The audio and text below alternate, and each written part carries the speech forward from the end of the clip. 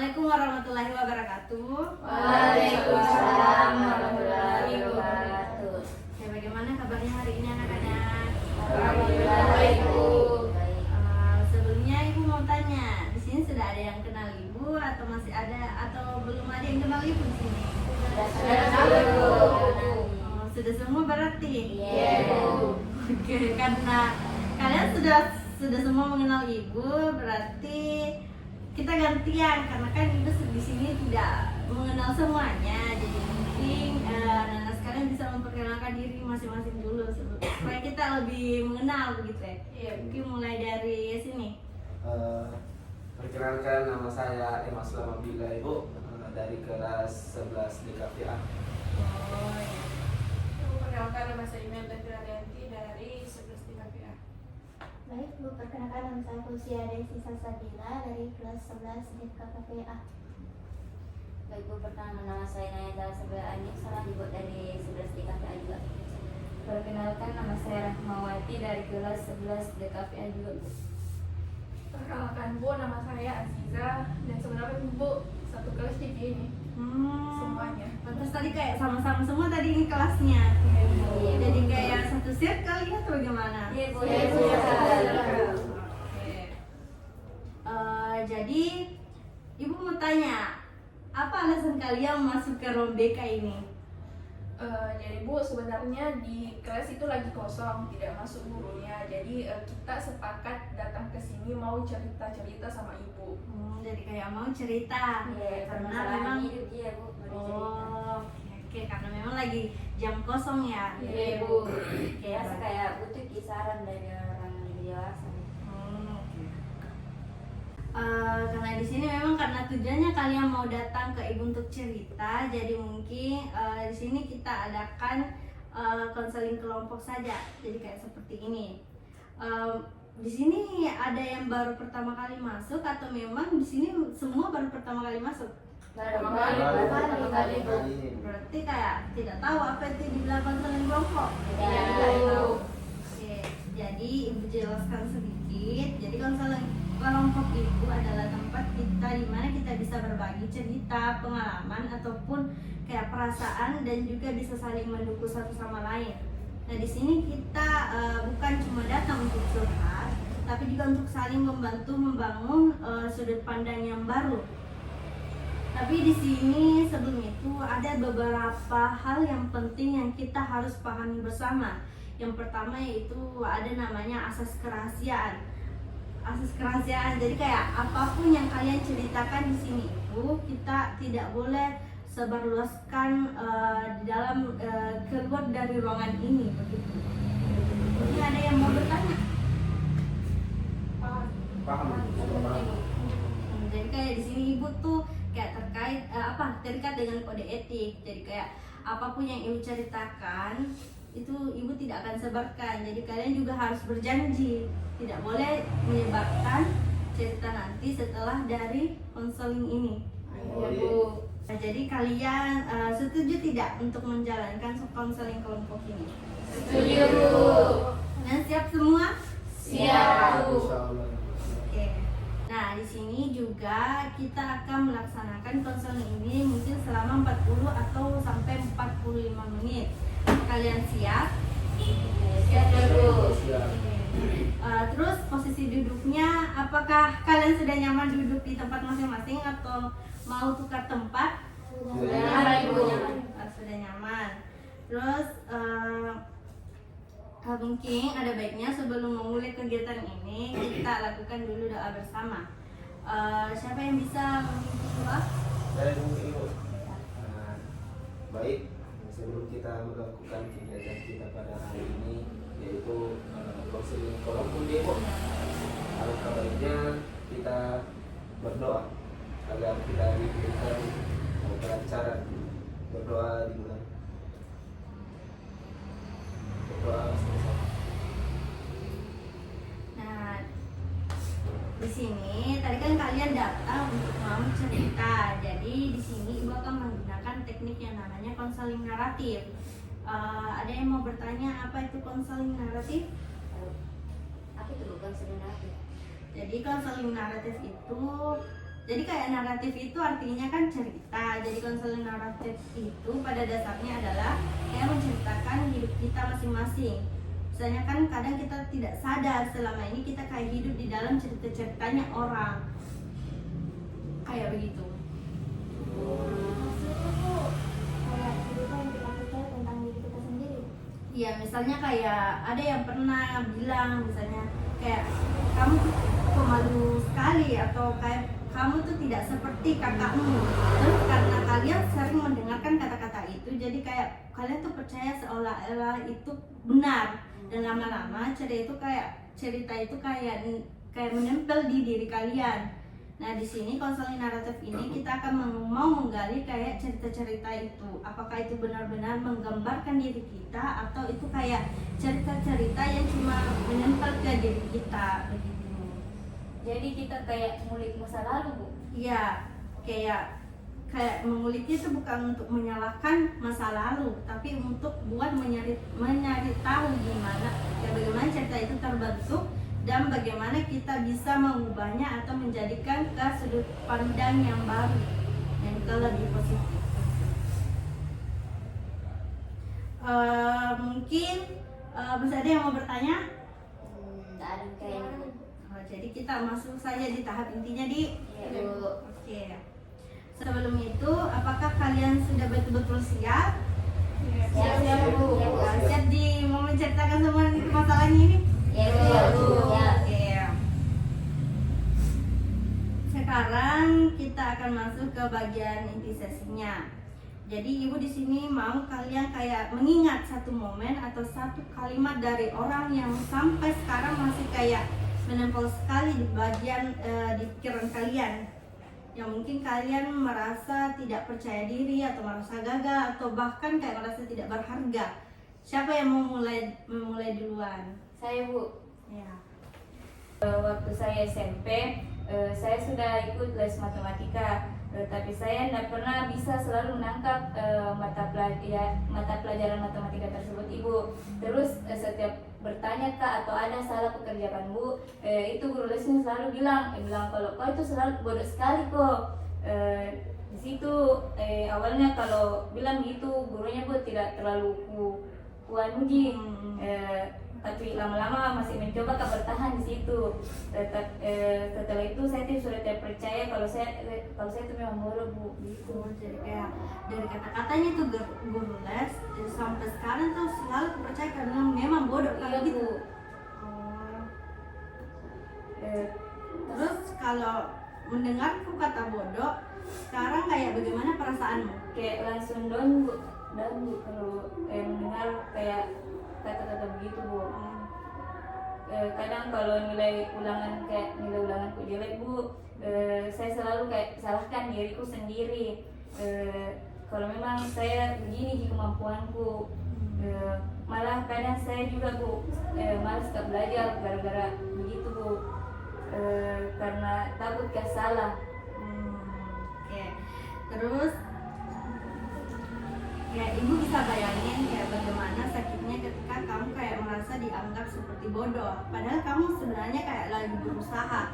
Terus ibu mau tanya kayak sebenarnya apakah kamu menganggap kamu itu adalah bodoh? Dan juga sih, Bu, saya tahu punya sisi lain, tapi kata-kata itu, Bu, kayak nempel terus kayak ngikut kemana-mana sama saya. Itulah yang disebut cerita dominan, cerita yang sering kita ulang sampai akhirnya kita percaya bahwa itu adalah identitas kita karena sering menempel. Padahal sebenarnya itu kan cuma kayak cerita dari luar. Coba sekarang kita pisahin cerita itu bukan dari kamu. Kamu itu siapa, apa yang kamu suka, terus apa yang biasanya bikin kamu gak merasa senang gitu.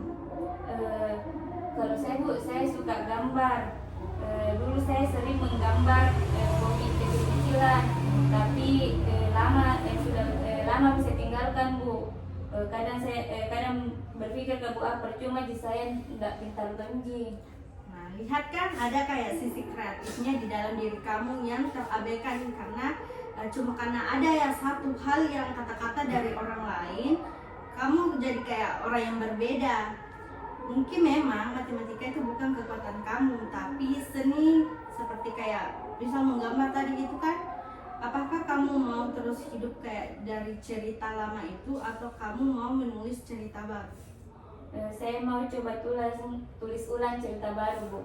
Oke, coba itu tadi kan sudah bagus, kamu juga sudah mau untuk menulis cerita baru.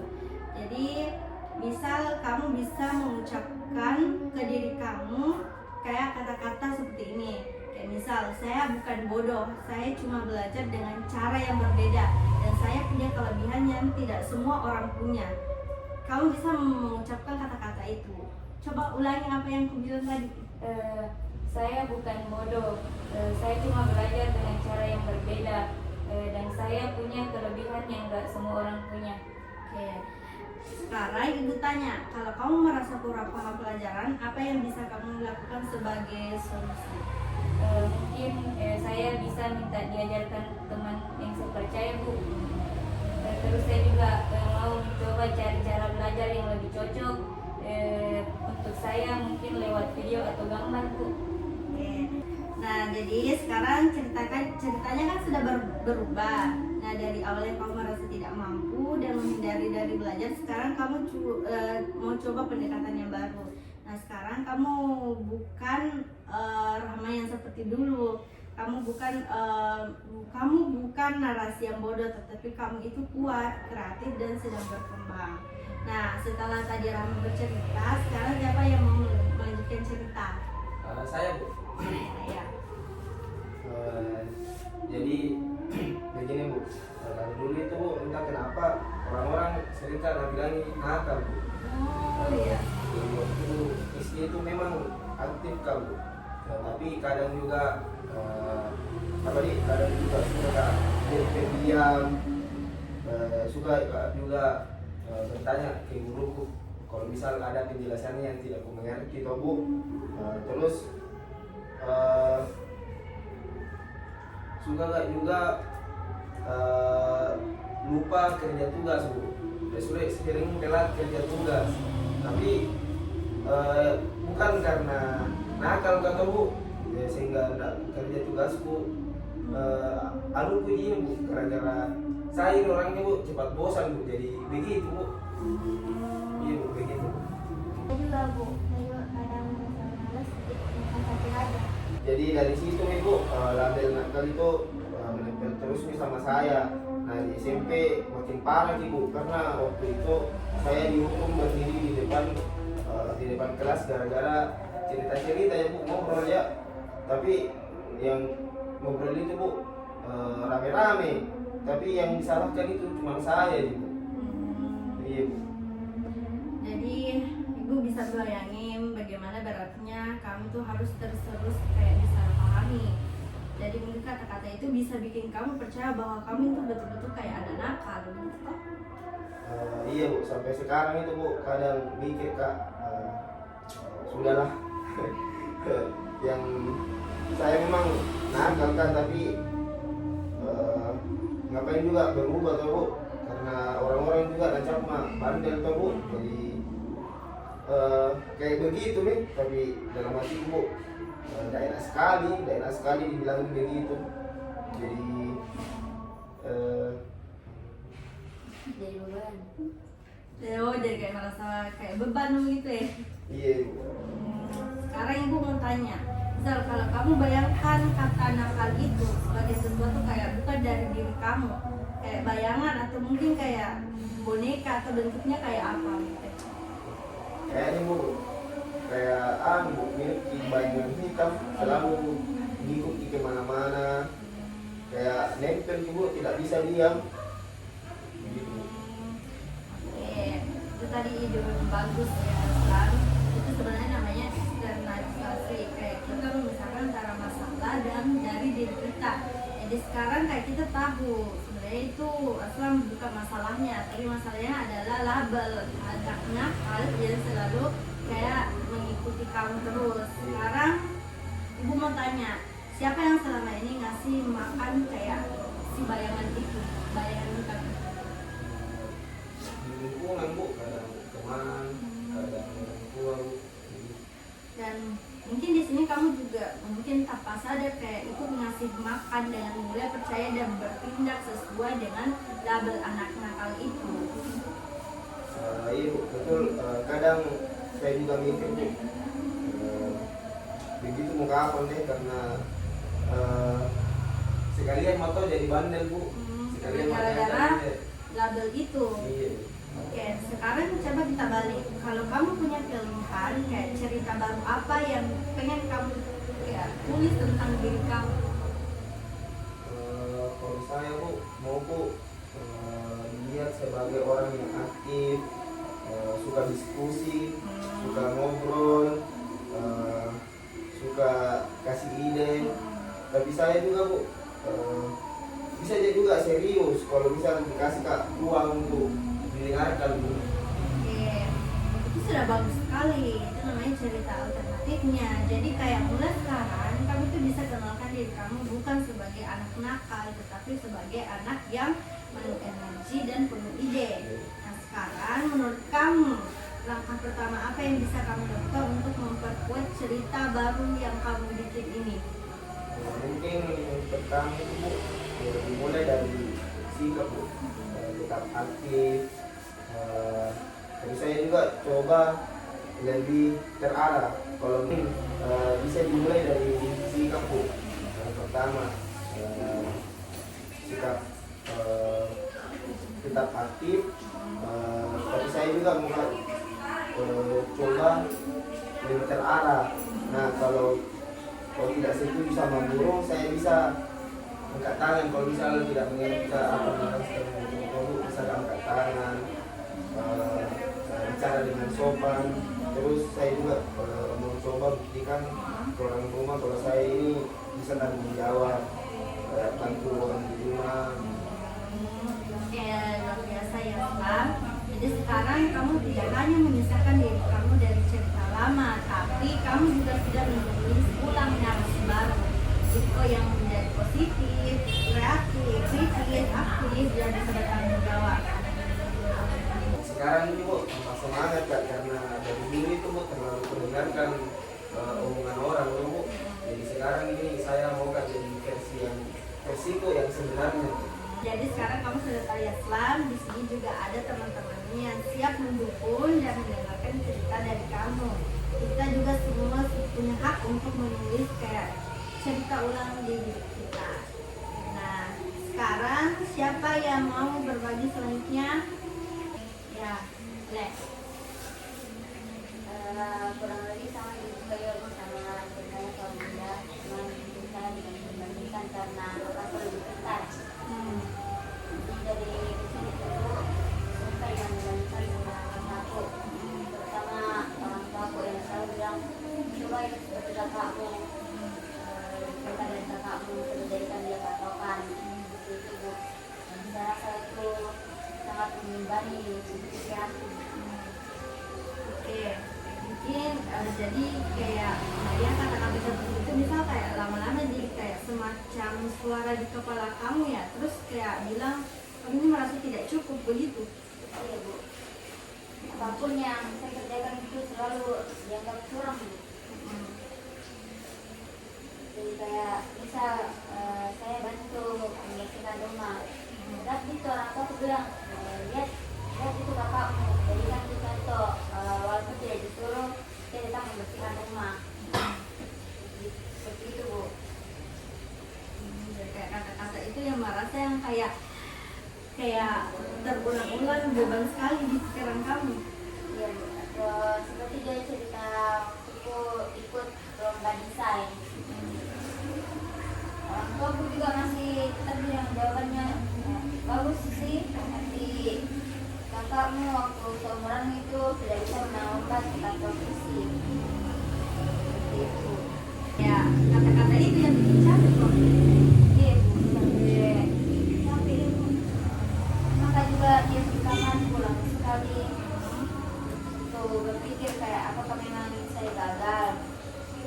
Maka juga nanya sama diriku kalau misalnya ya ada ya di dunia ini, apakah ada yang beda. Tapi kan jadi itu karena tahu tadi kira lebih baik. khasnya ya sudah mau cerita terbuka dengan ibu. Ibu betul-betul menghargai kejujuran kamu. Jadi cerita kamu ini sebenarnya tidak lebay sama sekali. Itu realitas emosional yang kamu alami. Dan kamu itu tidak sendiri. Sekarang ibu mau ajak kamu melakukan kayak satu latihan. Kayak coba kamu bayangin kalau rasa tidak berguna itu adalah magnet atau benda. Kayak misal bentuknya itu kayak apa? Mungkin kayak ransel berat. Saya gendong terus kemana-mana, tapi isinya itu cuma beban, kata-katanya orang, tekanan, perbandingan, dan lama-lama itu yang membuat saya merasa bahwa memang saya seperti itu. Dan sekarang pertanyaan pentingnya, ransel itu kamu sendiri yang isi atau isinya itu dari orang lain? Sebenarnya sebagian besar itu dari orang lain, mungkin karena lama-lama saya simpan, saya rasa itu dari saya. Ya sekarang, nah ini kamu sudah sadar, kamu itu punya pilihan mau terus gendong ransel itu atau mulai bongkar isinya dan tinggalin yang tidak perlu. Sebenarnya saya mau lepas, lebih baik mana? Ya mungkin kita mulai dari hal sederhana. Coba sebutkan 3 hal yang menurut kamu adalah kekuatan kamu. Kayak bukan versi orang lain tapi versi betul-betul dari kamu. Sebenarnya suka tak bisa ya. Suka tak bikin poster, bikin medsos, terus ada juga beberapa teman yang minta tolong biasa editan fotonya saya. Terus itu juga ada teman yang kadang-kadang bilang sama saya, dan juga dengan dan suka juga dengan ceritanya orang. Nah sekarang kamu sudah lihat kan, kamu itu sebenarnya punya kekuatan yang nyata dan semuanya bukan harus jadi kayak kakakmu, tapi versi kamu sendiri yang lebih unik. Sekarang kita ubah dengan rasa lama, misal dari aku tidak berguna jadi apa? Saya punya cara sendiri untuk menjadi berharga. Itu tadi sudah bagus sekali Naya. Nah sekarang kayak apa langkah nyata yang bisa kamu lakukan sendiri untuk memperkuat cerita baru yang kamu bikin ini? Saya mau terus belajar desain Bu, dengan posting hasil karya-karya editanku dan post-postku di medsos, sama juga mulai cerita apa yang saya simpan selama ini sama orang tua aku. Luar biasa Naya, kamu bayangan, kamu bukan bayangannya siapa-siapa. Kamu itu adalah orang yang sedang bertumbuh dan punya jalan sendiri. Dan cerita kamu tidak harus sama dengan orang lain dan justru disitulah nilainya. Ya. Sudah dengar tak juga Bu? Oke, nah sekarang kita kan sudah melaksanakan konseling kelompok tadi dan masing-masing sudah tahu apa yang harus dilakukan kan? Iya, Bu. Sekarang ibu minta satu orang untuk mengevaluasi kegiatan kita dan tadi ini. Sembarang, siapa mau? Ya. Oke, tadi ibu kami sudah berbagi cerita dan ibu sudah memberikan kita sudah menyusun solusi dari masing-masing cerita yang kita punya dan kami akan menerapkan solusi yang sudah kita bangun sama-sama tadi. Oke. Dan kami juga mau ucapkan terima kasih Bu karena sudah bersedia untuk mendengar dan memberikan sedikit kepada cerita kami. Terima kasih banyak-banyaknya Bu karena kami datang ke sini dan Ibu mau menerima kami dengan sangat baik. Mungkin nanti kita bisa datang lagi ke cerita-cerita. Oke, terima kasih ya anak-anak sekalian sudah mau berbagi cerita dengan ibu. Ibu harap kalian bisa melanjutkan cerita baru kalian nanti. Terus tidak muncul lagi cerita-cerita lama yang dari orang buat-buat itu.